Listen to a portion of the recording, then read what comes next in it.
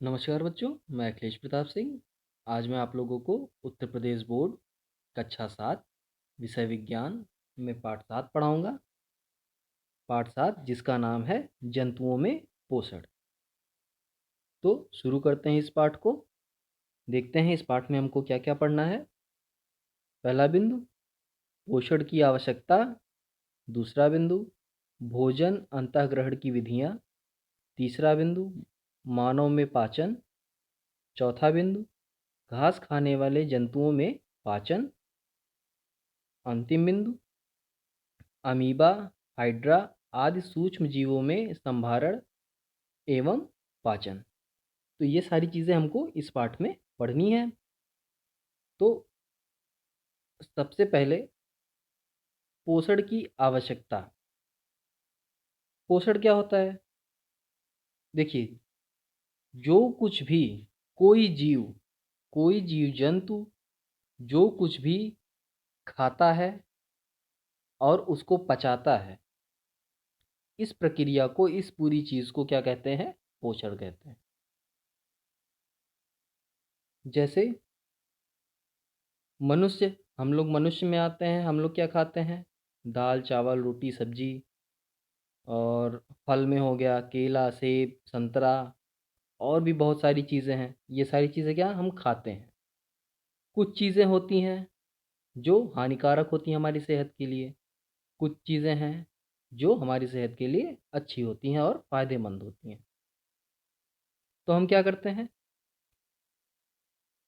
देखिए, यहाँ पे लिखा है जीवों द्वारा भोजन ग्रहण करने और इसे पचाने की क्रिया को पोषण कहते हैं। तो मनुष्य क्या करता है? मनुष्य या कोई भी जीव हो गया, वो भोजन करता है, उसको पचाता है और मल के रूप में उसको बाहर निकाल देता है। तो इस सारी प्रक्रिया को पोषण कहते हैं। ये सारी प्रक्रिया बहुत जटिल होती हैं। ये सब कुछ हमारा शरीर ऑटोमेटिक करता है, इसके लिए हमको कुछ नहीं करना पड़ता है। हमें क्या करना पड़ता है? भोजन को मुंह में डालना रहता है। बाकी उसका पाचन क्रिया जो होता है, अगर मनुष्य स्वस्थ है तो पाचन अच्छे से होगा, अगर स्वस्थ नहीं है तो पाचन अच्छे से नहीं होगा। चलिए आते हैं हम इस पे, पोषण की आवश्यकता। पोषण की आवश्यकता क्यों पड़ती है, यानी एक तरह से भोजन की आवश्यकता क्यों पड़ती है। देखिए, हम खाना खाते हैं तो हमको क्या हो मिलता है? खाना खाने से हमको ऊर्जा प्राप्त होती है। और जब हमारे शरीर में ऊर्जा होगी तभी हम कई सारे कार्य कर पाएंगे। हम, क्योंकि अगर हमारे शरीर में ऊर्जा नहीं होगी तो हम कुछ कर ही नहीं पाएंगे। और ऊर्जा आएगी कहाँ से? जब हम भोजन ग्रहण करेंगे। भोजन ग्रहण करेंगे तो भोजन में संचित ऊर्जा हमारे शरीर द्वारा अवशोषित कर ली जाएगी और फिर हमारे शरीर में संचित हो जाएगी। और फिर उस ऊर्जा का इस्तेमाल हम किसी काम में, जो काम हमको ज़रूरी होगा या जो काम हम करेंगे उस काम में उस ऊर्जा का इस्तेमाल हम करेंगे। चलिए तो देखते हैं इसमें पोषण की आवश्यकता में। मानव सहित सभी जीवों को अपने उत्तम स्वास्थ्य, शारीरिक वृद्धि, विकास एवं गतिशीलता बनाए रखने के लिए पोषक तत्वों की आवश्यकता होती है। क्या होता है? जब हम भोजन करते हैं, भोजन से का इस्तेमाल हम क्या कहाँ कहाँ करते हैं? उत्तम स्वास्थ्य में करते हैं। अच्छा भोजन खाएंगे तो हमारा स्वास्थ्य भी अच्छा रहेगा। अच्छा भोजन खाएंगे तो हमारे शरीर की वृद्धि भी अच्छी होगी, शरीर का विकास भी अच्छा होगा। और हमारा शरीर क्या है? गतिशील बना रहेगा। गतिशील का मतलब हम चलना फिरना उठना बैठना हमारा शरीर आसानी से कर पाएगा। तो ये सब कब होगा? जब हमारे शरीर को पोषक तत्व मिलेंगे या अच्छा भोजन मिलेगा, तभी होगा ना। अब आगे देखते हैं। आपने अनुभव किया होगा कि जब लगातार कई घंटों तक कार्य करते रहते हैं अथवा पढ़ते हैं या खेलते हैं, किसी भी तरह का कार्य करते हैं, तो आपको थकावट महसूस होती है। जैसे अगर हम कुछ देर 10 मिनट 15-20 मिनट अगर हम दौड़ लेते हैं, 5 ही मिनट दौड़ लेते हैं, तो क्या होता है? हमारे शरीर में हमको थकान महसूस होने लगती है। क्यों? क्योंकि हमारे शरीर में जो ऊर्जा संचित थी, इकट्ठा थी, वो हमने दौड़ने में खर्च कर दी। तो अब हमारे शरीर को ऊर्जा की आवश्यकता पड़ती है। तो उस आवश्यकता को हम कैसे महसूस करते हैं? थकान से महसूस करते हैं। ऐसा क्यों होता है? दरअसल विभिन्न कार्यों को संपन्न करने में शरीर की ऊर्जा खर्च होती है। इस कमी को पूरा करने के लिए आपको भोजन की आवश्यकता महसूस होती है। तो थकान से हमको ये एहसास हो गया कि हमारे शरीर की ऊर्जा समाप्त हो गई है या ख़त्म होने लगी है या ख़त्म हो गई है। तो इससे क्या एहसास हुआ या इससे क्या हमको पता चला कि हमको भोजन की आवश्यकता है। जब हम भोजन करेंगे तो हमारे शरीर में ऊर्जा फिर से आ जाएगी। अब अपनी खोई हुई ऊर्जा को पुनः प्राप्त करने के लिए हम भोजन में रोटी, दाल, चावल, घी, सब्जियां, फल इत्यादि ग्रहण करते हैं। तो ये सारी चीज़ें खा के हम क्या करते हैं, ऊर्जा को अपने शरीर में फिर से संचित कर लेते हैं या इकट्ठा कर लेते हैं। हमें अपने भोजन के माध्यम से सभी आवश्यक पोषक तत्व या आवश्यक अव्यय प्राप्त होते हैं। जैसे रोटी चावल से कार्बोहाइड्रेट मिलता है हमको, दाल से हमको क्या प्रोटीन मिलता है, घी में वसा मिलता है तथा फल सब्जियों से विटामिन्स मिल जाते हैं। तो ये सारी चीज़ें क्या हैं, ये सारी चीज़ें हमारे शरीर के लिए आवश्यक चीज़ें हैं, आवश्यक अव्यय हैं जो हमारे शरीर को पोषण प्रदान करते हैं। दरअसल ये सभी जटिल अव्यय यौगिक हैं। और ये सब जो भी हैं, कार्बोहाइड्रेट हो गया, प्रोटीन हो गया, घी हो गया, विटामिन्स हो गए, ये सब जटिल अव्यय क्यों कहते हैं इनको? इसलिए कहते हैं कि हमारा शरीर जो है या हमारे शरीर की जो पाचन क्रिया है, वो जटिल अवयवों को पहले सरल अव्यय में तोड़ देती है। और हमारा शरीर जो ऊर्जा ग्रहण करता है, वो सरल अवयवों से ही ग्रहण करता है। जटिल अव्यय से सीधे तौर पे हमारा शरीर ऊर्जा ग्रहण नहीं कर सकता। इसीलिए जटिल अवयवों को पहले सरल अवयव में तोड़ा जाता है, वो सारा काम हमारा शरीर खुद से करता है, ठीक? तो वो जटिल अवयव पहले सरल अवयव में टूटेगा, कई अलग-अलग चीज़ों में टूट जाएगा, वो सरल बन जाएगा, उसके बाद हमारा शरीर उस सरल अवयव से ऊर्जा को अवशोषित करेगा, ठीक? तो कार्बोहाइड्रेट, प्रोटीन, घी, वसा, विटामिन्स ये सब क्या हैं? जटिल अव्यय हैं।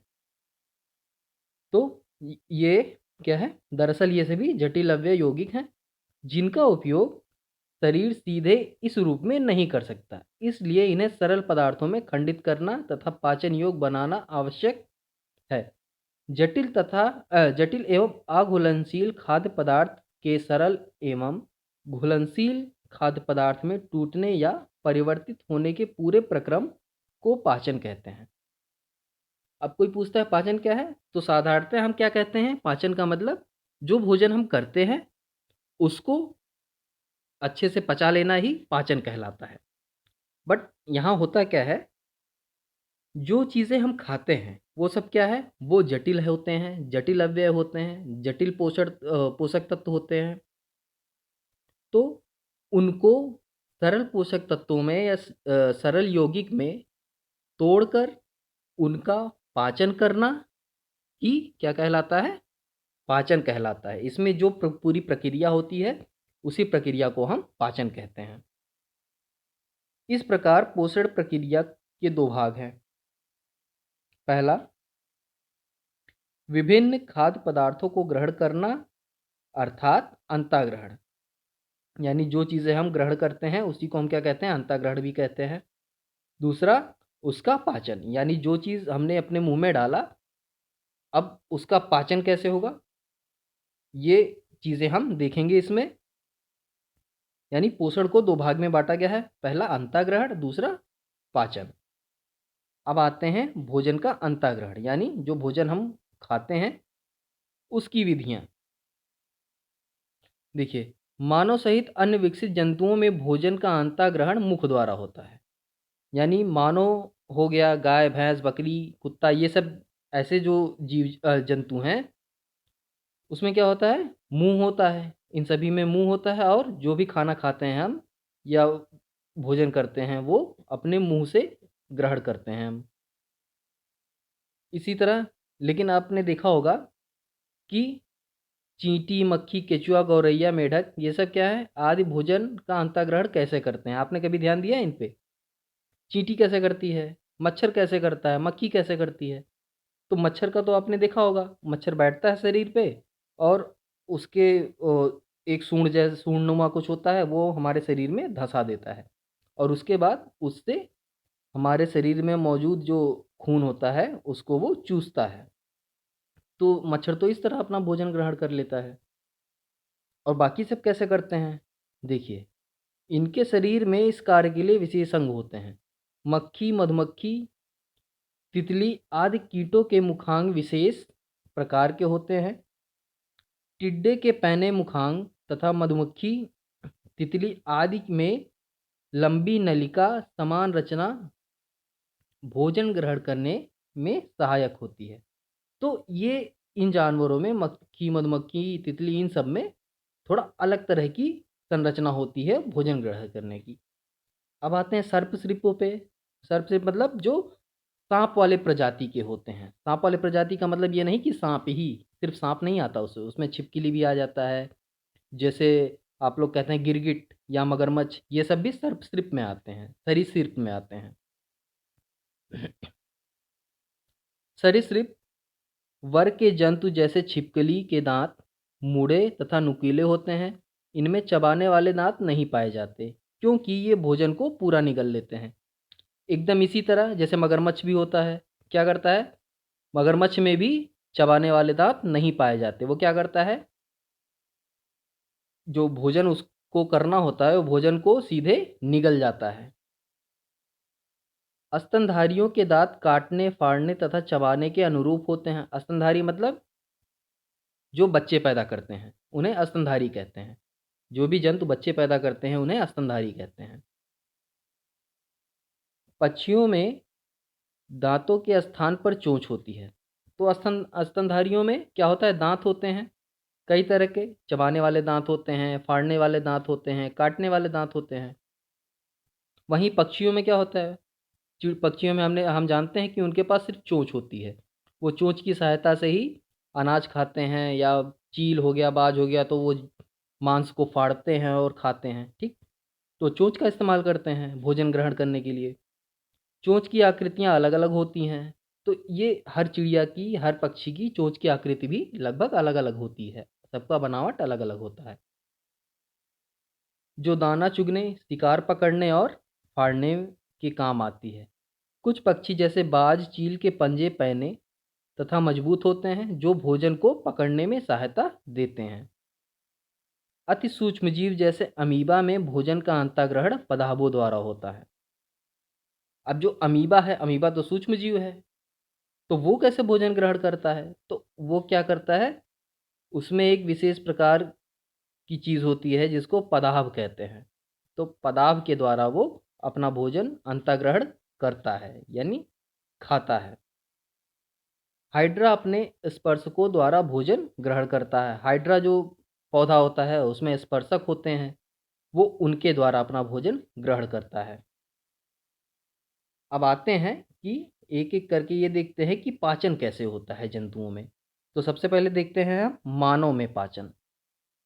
देखिए, सबसे पहले तो ये देख लिए पूरा पाचन तंत्र बना हुआ है मानव का। चित्र में देखिए, ये जो यहाँ पे चित्र दिया हुआ है, ये इस चित्र में पूरा पाचन तंत्र बना हुआ है मानव का।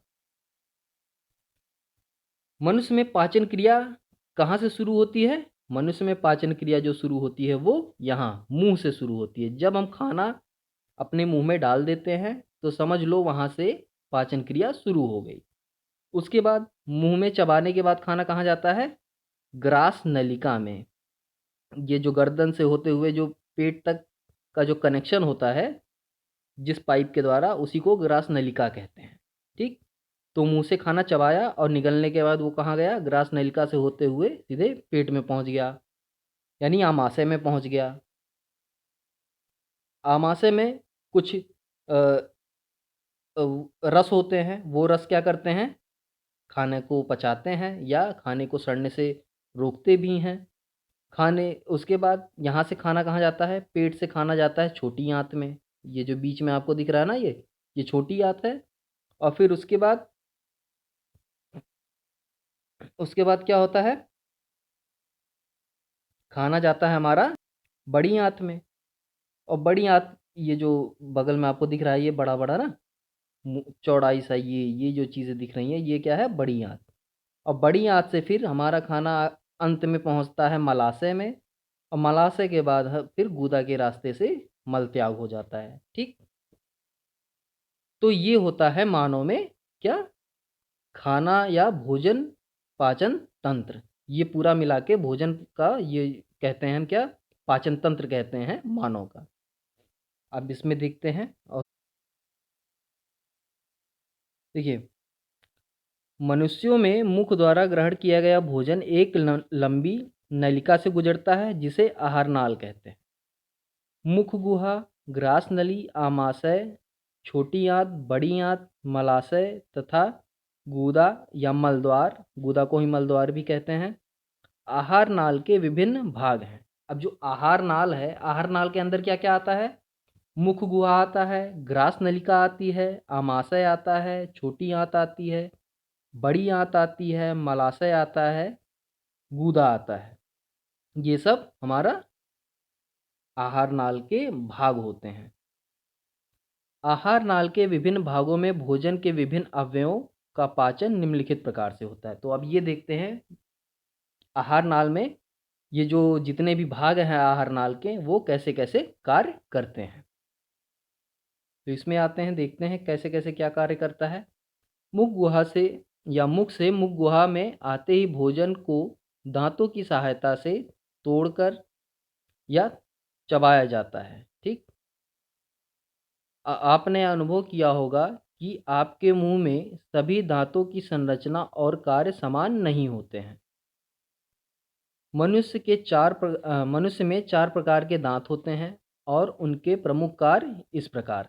देखिए, जो हमारा मुंह होता है, मनुष्य का मुंह होता है, उसमें दांत होते हैं, दांतों की सहायता से हम भोजन काटते हैं, चबाते हैं। तो हमारा जो मुंह होता है उसमें जो दांत होते हैं, वो 4 प्रकार के दांत उसमें पाए जाते हैं। कौन कौन से? देखिए, पहला पाया जाता है कृंतक। इसको कहते हैं काटने का कार्य। जिन दांतों से हम रोटी को काटते हैं या सेब को काटते हैं, उन दांतों को कहा जाता है कृंतक। फिर आता है दूसरे प्रकार का दांत रदनक, यानी ये काम करता है फाड़ने का कार्य। जैसे हम लोग जब गन्ना छीलते हैं या चूसते हैं, तो जिन दांतों का इस्तेमाल हम अक्सर ज़्यादा करते हैं गन्ने को फाड़ने के लिए, उन दांतों को कहते हैं हम क्या, रदनक। फिर आता है हमारा तीसरे प्रकार का अग्रचवर्ण। क्या? अग्रचवर्ण। इसका काम क्या होता है? पीसने और चबाने का कार्य होता है इसका। यानी एक तरह से ये जो भोजन हम अपने मुंह में लेते हैं उसको पीसता है, या जब हम चबाते हैं तो वो चबा चबा के हम उसको क्या करते हैं, भोजन को पीस देते हैं। और जो चौवर्णक होता है, ये भी क्या करता है, पीसने और चबाने का कार्य करता है। यानी जो अग्र चौवर्णक और चौवर्णक होते हैं, इन दांतों का काम क्या है, खाने को चबाकर पीसने का। अब आगे कुछ और भी जानते हैं। देखिए, दांतों की ऊपरी परत इनेमल कहलाती है। जो दांत हमारे होते हैं उसकी जो एकदम ऊपरी परत होती है वो इनेमल कहलाती है। यह हमारे शरीर में पाया जाने वाला कठोरतम पदार्थ है। यह मुख्यतः कैल्शियम, इनेमलिन नामक लवण और प्रोटीन से बना होता है। अब एक चीज़ और जान लीजिए, जो हमारे दांतों पे इनेमल होती है, ये परत, अगर ये परत, इस परत का क्षरण हो जाए, यानी ये परत छीड़ हो जाए, ख़त्म हो जाए, तो क्या होगा, जब हम ठंडा पानी पिएंगे, गर्म पानी पिएंगे, चाय पिएंगे, तो हमारे दांतों में वो लगेगा।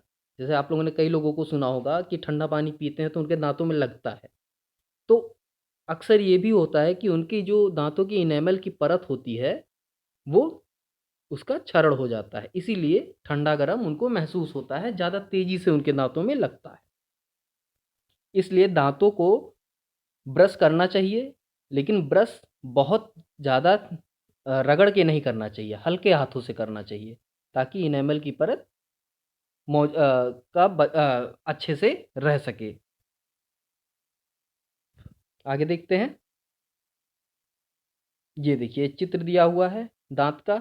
देखिए ये जो आगे के दांत है ये कृंतक कहलाते हैं। क्यों? इसी दांत से हम, ये देखिए जो जबड़ा है, ये मान लीजिए कि हमारा जो हमारे मुंह का जो नीचे वाला जबड़ा है उसका चित्र है मान लीजिए।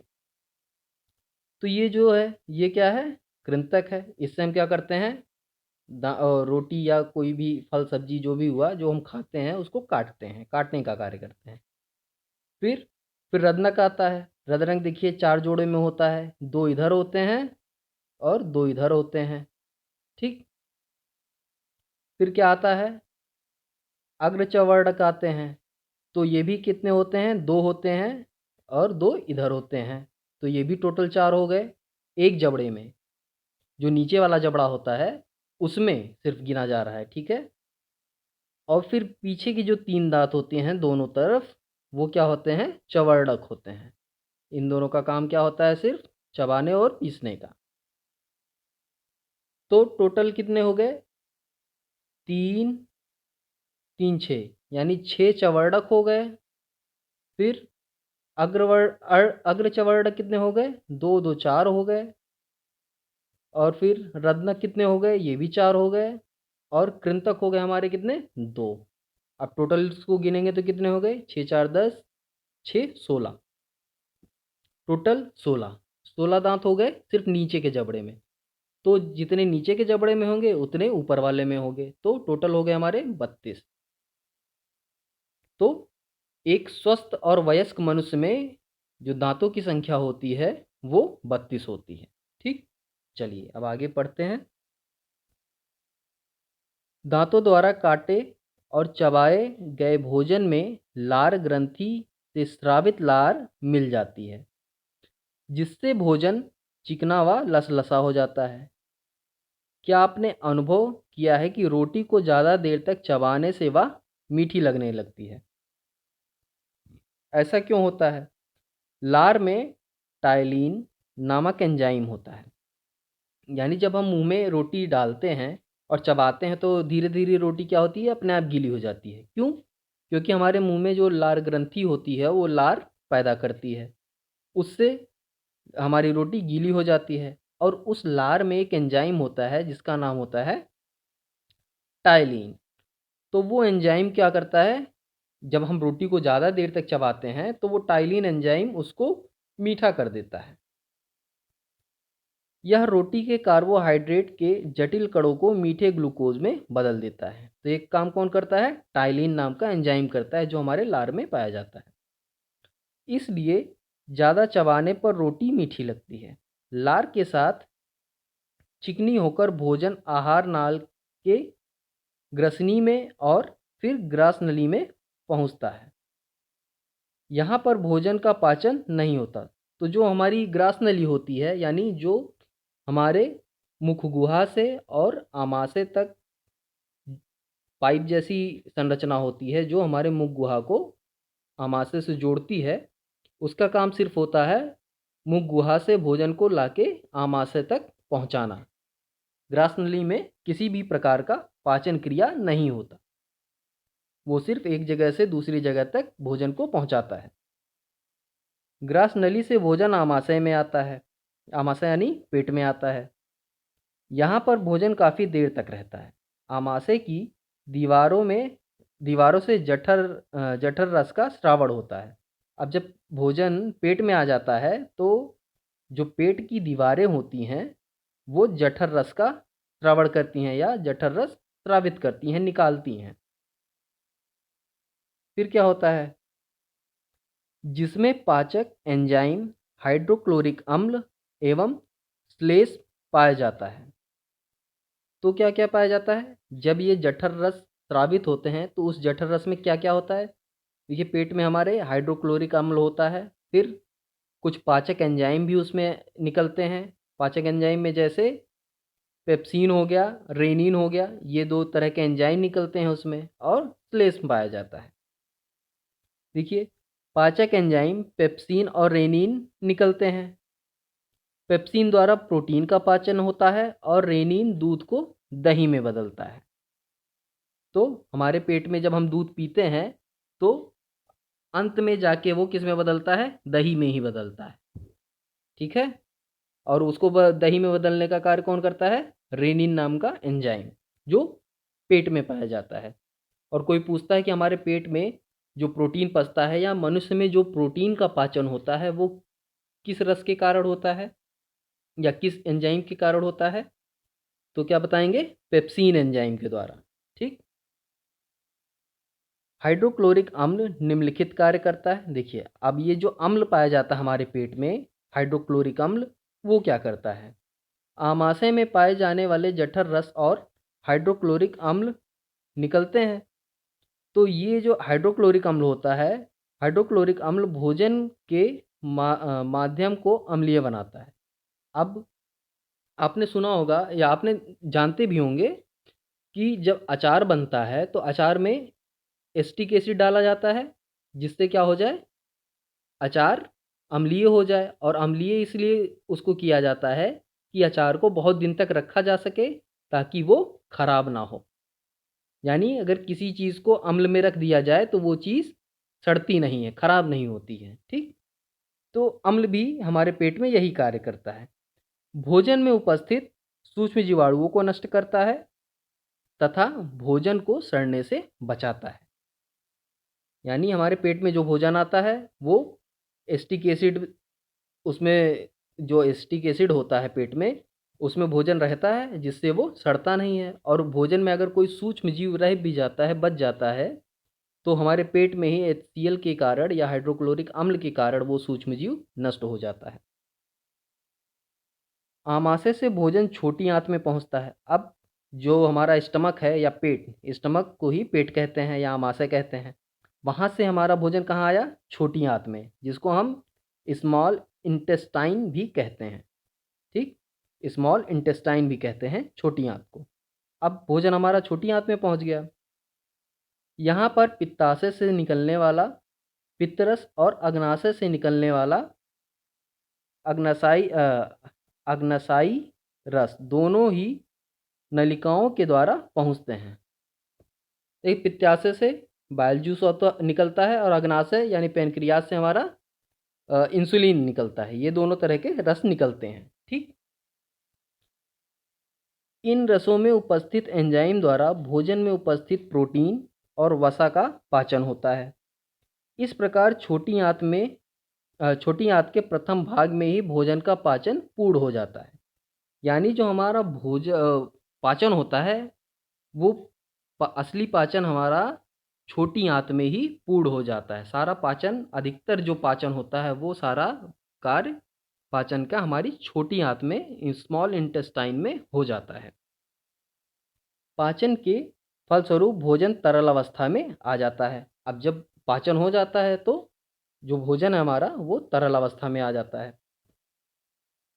अब भोजन छोटी आंत के अंतिम भाग में पहुंचता है। इसकी दीवारों पर अंगुलीनुमा उभार, विलाई पाए जाते हैं। मतलब ये जो विलाई होते हैं, जो दीवार होती है स्मॉल इंटेस्टाइन की आखिरी भाग पे, वो ऐसे ऐसे होते हैं, ऐसे ऐसे उंगलीनुमा ऐसे ऐसे भाग बने होते हैं। ठीक, ऐसे ऐसे बने होते हैं, ऐसे ऐसे। तो ये करते क्या हैं, देखिए, इस भाग द्वारा पचे हुए भोजन के पोषक पदार्थ अवशोषित किए जाते हैं। यह क्रिया अवशोषण कहलाती है।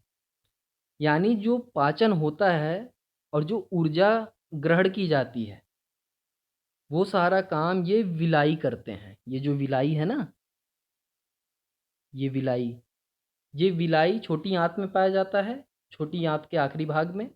वहाँ पे से जब भोजन गुजरता है तो वहाँ से भोजन में उपस्थित जो ऊर्जा होती है, यानी पोषक तत्व जो होते हैं उस भोजन के, ये विलाई उसको चूस लेते हैं उसमें से और हमारे शरीर में पहुँचाते हैं। ये काम होता है विलाई का। कोई पूछता है विलाई क्या करता है, तो विलाई क्या करता है, भोजन में मौजूद पोषक तत्वों को चूस कर हमारे शरीर में पहुँचाता है। चलिए अब आगे देखते हैं। और हाँ, विलाई कहाँ पाया जाता है, तो आप कहेंगे क्या, स्मॉल इंटेस्टाइन या छोटी आंत के आखिरी भाग में पाया जाता है।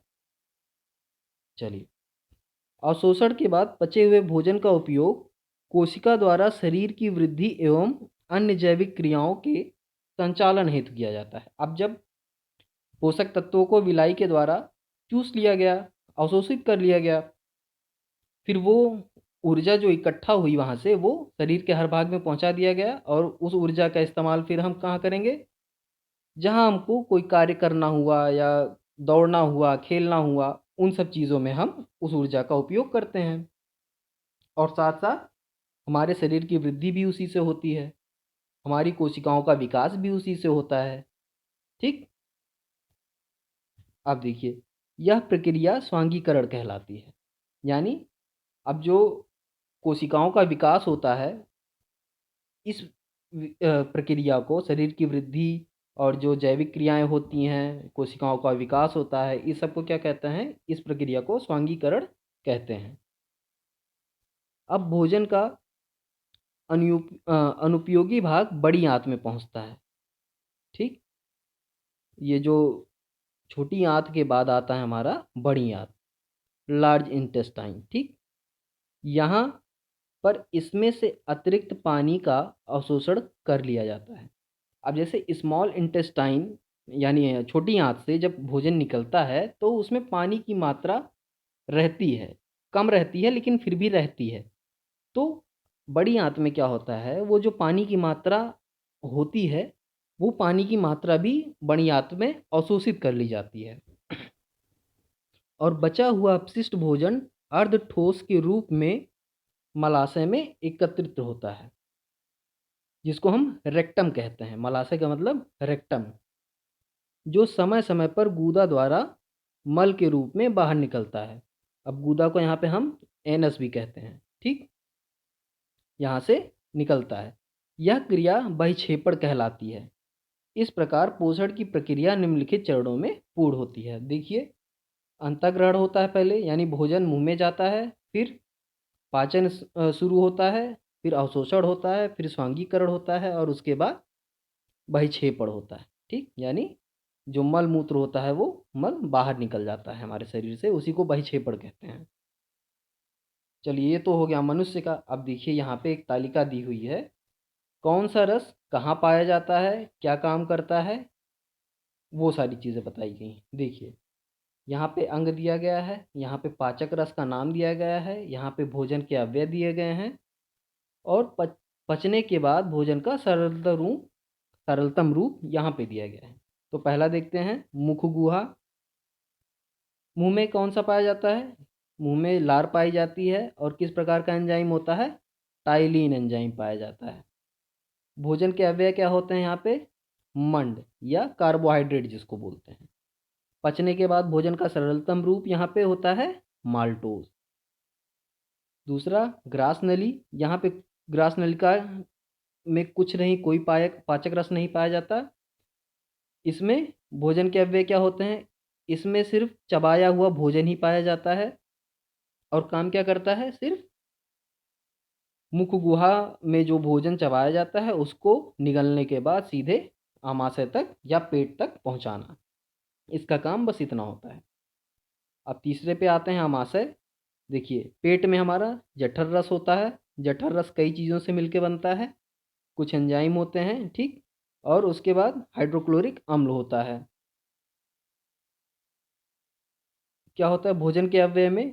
प्रोटीन, दूध और पॉलीपेप्टाइड पॉलीपेप्टाइड्स। तो प्रोटीन, दूध का पाचन कहाँ होता है? यहाँ पे हमारे पेट में होता है, ठीक? दूध के लिए रेनिन एंजाइम होता है जो दूध को दही में बदलता है, और पेप्सिन होता है जो प्रोटीन को बदलता है, यानी पीपी करके याद कर सकते हैं। पेप्सिन होता है जो प्रोटीन को पचाता है।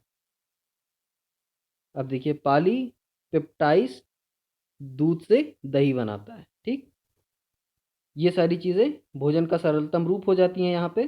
अब चौथा आते हैं, चौथा देखिए, छोटी आंत यानी स्मॉल इंटेस्टाइन में पित्तरस और अग्नाशयी रस, यानी पैनक्रियाटिक जूस और बाइल जूस। पित्तरस को बाइल जूस कहते हैं, और अग्नाशयी रस को कहते हैं पैनक्रियाटिक जूस, ठीक?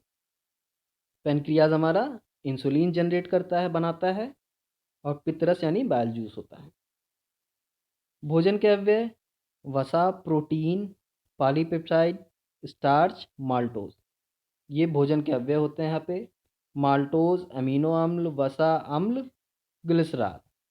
ये यहाँ छोटी आंत में ये क्या होते हैं, पचने के बाद भोजन का सरलतम रूप ये होता है छोटी आंत में।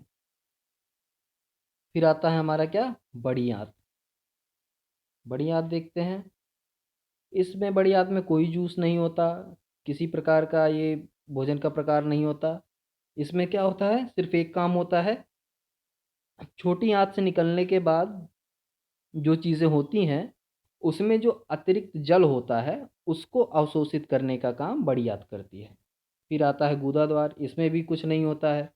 इसका काम क्या होता है, जो बचा हुआ अपशिष्ट पदार्थ है या आप जो भोजन नहीं पचा है, अपचे भोजन है, उनको संग्रहित करता है और उसके बाद बहिक्षेपण कर देता है और उस गूदा द्वार के द्वारा निकाल देता है। तो ये हो गया मानव में पाचन। अब आते हैं हम इस पे, घास खाने वाले जंतुओं में पाचन कैसे होता है। अब देखते हैं घास खाने वाले जंतु में, जैसे यहाँ पे दिया है गाय। देखिए, जानते ही हैं हम लोग गाय क्या खाती है, घास। घास सबसे ज़्यादा खाती है, घास ही उसका मुख्य भोजन है, सबको पता है। देखिए, ये जो है, ये जो जंतु हैं पहले घास आदि को जल्दी जल्दी निकल लेते हैं। यानी जो घास होता है, गाय वाय जो होती है ना, घास वास को जल्दी जल्दी एकदम खा लेती हैं, भर लेती हैं एकदम, और आमाशय के एक भाग में भंडारित कर लेते हैं। देखिए, ये गाय ने ये घास खाया जल्दी जल्दी, और ये आमाशय का एक भाग है, ये जो हरा हरा ये दिख रहा है ये भाग, इस भाग में उस भोजन को भंडारित कर लेती हैं, यानी इकट्ठा कर लेती हैं। आमाशय का यह भाग रूमेन कहलाता है। रूमेन में अ, भोजन का आंशिक पाचन होता है, यानी इस भाग में जहाँ इकट्ठा करती हैं वहाँ पे भोजन का बहुत हल्का सा पाचन होता है, ज़्यादा पाचन नहीं होता है। इसे जुगाल कहते हैं। इसके बाद जंतु इसे छोटे छोटे पिंडकों के रूप में पुनः मुख में लाते हैं और इसे चबाते रहते हैं। यानी यहाँ से भोजन ये पिंडक के रूप में फिर से यहाँ मुंह में लाते हैं यहाँ पे, और फिर ऐसे मुंह से चबाते रहते हैं। तभी आपने अक्सर इन जंतुओं को लगातार मुंह चलाते हुए देखा होगा। चबाने का यह प्रक्रम रोम रोमंथन कहलाता है, और ऐसे जंतु रोमंथी या रूमिनेंट कहलाते हैं। आपने देखा होगा जो गाय गाय भैंस होते हैं क्या करते हैं, अक्सर देखा होगा आपने कि उनका मुंह हमेशा चलता ही रहता है, कभी मुंह उनका बंद ही नहीं रहता। तो उसका कारण जान लीजिए। उसका कारण यही होता है कि गाय भैंस ये लोग जो भोजन या घास वास जब खा लेते हैं तो अपने पेट में एक जगह एक कोने में इकट्ठा कर देते हैं। फिर इकट्ठा करने के बाद जब खाली टाइम रहता है उनका, तो उसी पेट में से जहाँ पे उन्होंने भोजन इकट्ठा किया था वहाँ से पिंडक बना लेते हैं, थोड़े थोड़े भाग में डिवाइड कर लेते हैं, और फिर थोड़े थोड़े भाग को उस पेट से निकाल के फिर अपने मुंह में ले आते हैं और फिर उसको आराम से चबाते रहते हैं। तो इसीलिए हमको दिखाई पड़ता है कि ये जो गाय भैंस होती है इनका मुंह हमेशा चलता ही रहता है। तो आज आप जान गए। कोई पूछता है कि ये गाय भैंस हमेशा मुंह क्यों चलाते हैं, तो इसका मतलब वो खाना खाते हैं, इसीलिए उनका मुंह हमेशा चलता रहता है। चलिए, दरअसल गाय भैंस आदि जंतुओं का मुख्य भोजन घास है, जिसमें सेलुलोज प्रचुर मात्रा में पाया जाता है। इसका पाचन आसानी से नहीं होता। जो सेलुलोज होता है इसका पाचन सरलतम नहीं होता है, यानी ये एक जटिल यौगिक है, इसीलिए इसका पाचन आसानी से नहीं होता है। रूमिनेंट्स में छोटी आंत और बड़ी आंत के बीच में एक लंबी संरचना होती है जिसे अंधनाल या सीकम कहते हैं। यानी एक सीकम ऐसी जगह होती है, छोटी आंत और बड़ी आंत के बीच में एक जगह होती है, लंबी सी संरचना होती है, उसको सीकम कहते हैं या अंधनाल कहते हैं। भोजन के सेलुलोज का पाचन इसी स्थान पर होता है।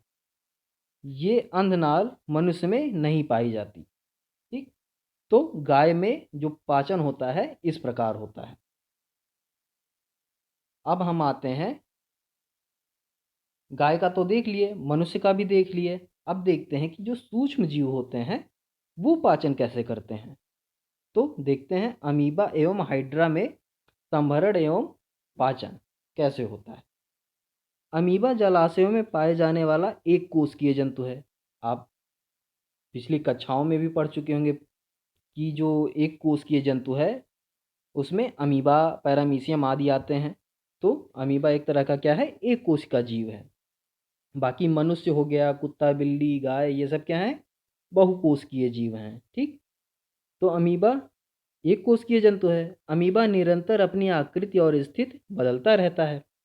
इसकी कोशिका से एक अथवा अनेक उंगलियां या उंगली के समान प्रवर्ध निकलते रहते हैं। ये प्रवर उंगली नुमा का मतलब ये जो इसका आकार है ना, ये देखिए उंगली नुमा ऐसे ऐसे बना होता है, ऐसे ऐसे, इसी को कह रहा है ये। अब इन्हीं को कहते क्या है, पदाव कहते हैं। इन्हीं उंगली नुमा आकृति जो होती है, ये देखिए ऐसे ऐसे बना हुआ है, ये इसी को क्या कहते हैं, पदाव कहते हैं। यह अमीबा को गति देने और भोजन पकड़ने में सहायता करता है। अमीबा सूक्ष्म जीवों को ग्रहण करता है, जिस जैसे ही इसे अपनी कोशिका झिल्ली के समीप भोजन का एहसास होता है। यह खाद्य कणों के चारों ओर पदार्थ विकसित करके कपनुमा संरचना के अंदर उसे निगल लेता है। ये देखिए यहाँ चित्र में, ये देखिए इसको अपने पास भोजन महसूस हुआ, फिर इसने क्या हुआ, क्या किया, ऐसे एक कप जैसा शेप बनाया और इसको फिर ऐसे अपने अंदर बंद कर लेता है। ठीक। देखिए निगल लेता है, खाद्य पदार्थ उसकी खाद्य धानी में फंस जाता है और पदार्थ विलुप्त हो जाते हैं। जब वो उसके अंदर चला आता है अमीबा के अंदर, तो फिर वो जो कपनुमा आकार बनाता है अमीबा, वो फिर विलुप्त हो जाता है, उसको ख़त्म कर देता है। खाद्य धानी में पाचक रस स्रावित होते हैं जो खाद्य पदार्थों पर क्रिया करके उन्हें सरल पदार्थों में बदल देते हैं। पचा हुआ खाद्य पदार्थ धीरे धीरे अवशोषित हो जाता है, जिससे अमीबा की वृद्धि तथा गुणन आदि विभिन्न जैविक क्रियाएं होती हैं। यानी अमीबा कीटों को या अपने भोजन को इस प्रकार ग्रहण करता है। बचा हुआ अपशिष्ट पदार्थ खाद्य धानी द्वारा बाहर निकाल दिया जाता है। अब देखिए हाइड्रा जो जंतु होता है, हाइड्रा देखिए, ये हाइड्रा में ये जो रेसे ऐसे ऐसे दिख रहे हैं ना, ये क्या है, ये स्पर्शक हैं इसके, हाइड्रा के स्पर्शक, और इन्हीं का इस्तेमाल करके ये भोजन ग्रहण करता है। देखिए हाइड्रा नामक जंतु में मुख स्पर्शक से घिरा होता है। अब ये जो देखिए बीच में ये जो जगह है ना, ये मुख है इसका। तो ये स्पर्शक ऐसे कीट को पकड़ते हैं और फिर ऐसे मुख के पास ले आते हैं। ठीक। इसमें देह गुहा और विकसित पाचन अंग नहीं पाए जाते, परंतु कुछ विशेष कोशिकाओं का समूह पाचन के कार्य को संपन्न करता है। स्पर्शक की सहायता से भोजन मुख द्वारा अंदर जाता है और कोशिकाओं में इनका पाचन होता है। तो इस प्रकार हमने जाना कि मनुष्यों में पाचन कैसे होता है, और घास खाने वाले जानवरों में पाचन कैसे होता है, और सूक्ष्म जीवों और हाइड्रा में पाचन कैसे होता है। ये सारी चीज़ें हमने इस पाठ में पढ़ी। अब आते हैं कि इस पाठ में हमने क्या क्या सीखा। देखिए पोषण प्रक्रिया के अंतर्गत भोजन का अंतःग्रहण और पाचन दोनों सम्मिलित हैं। तो जो पोषण होता है, पोषण में कौन कौन सी चीज़ें आती हैं, भोजन का अंतःग्रहण और पाचन, इन दोनों को मिला के ही पोषण होता है या पोषण प्रक्रिया होती है। विभिन्न जीवों में भोजन के अंतःग्रहण की भिन्न भिन्न विधियां हैं। जैसे मानव में अलग प्रकार की विधि है।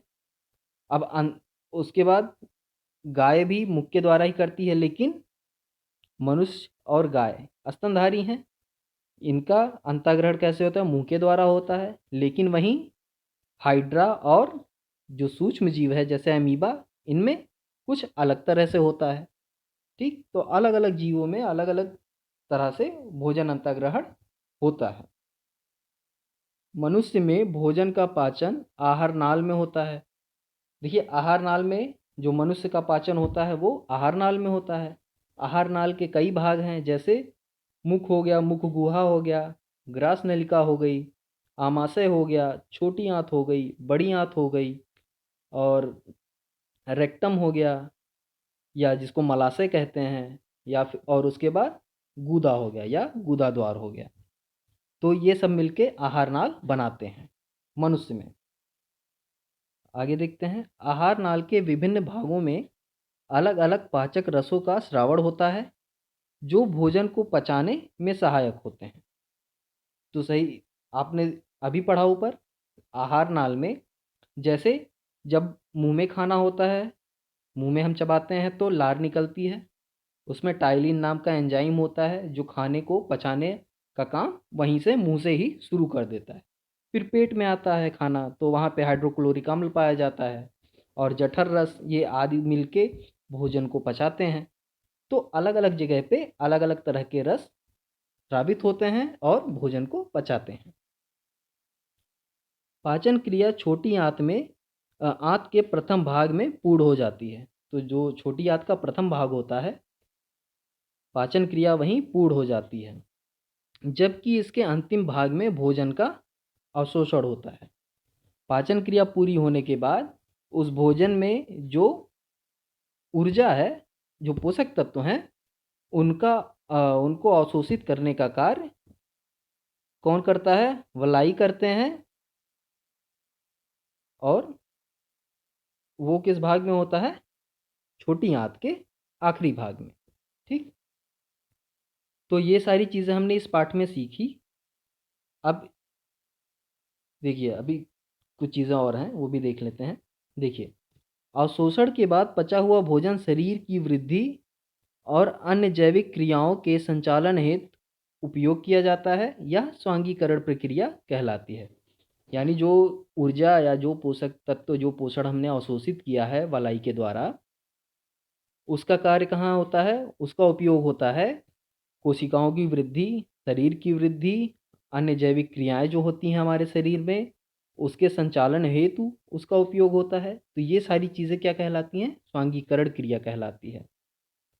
बचा हुआ अपशिष्ट भोजन मल के रूप में बाहर निकल जाता है। यह प्रक्रिया बहिक्षेपण कहलाती है। और जो अवशोषण के बाद और स्वांगीकरण के बाद जो कुछ बचता है वो क्या होता है? वो मल के रूप में बहिक्षेपण हो जाती है या बाहर निकाल दिया जाता है या निकल जाता है।